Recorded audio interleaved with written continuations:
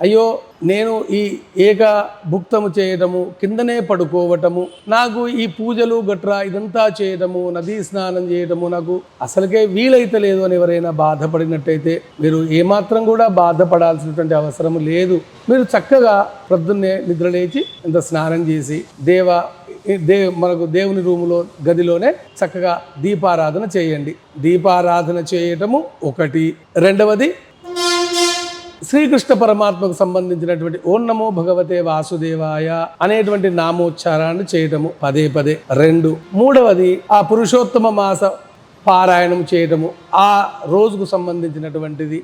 మూడు. ఏమైనా ఒక పిరికెడు బియ్యం తీసుకొని ఒక డబ్బాలో పోసి పెట్టుకోవటము. నాలుగు. ఏకభుక్తం చేయటం.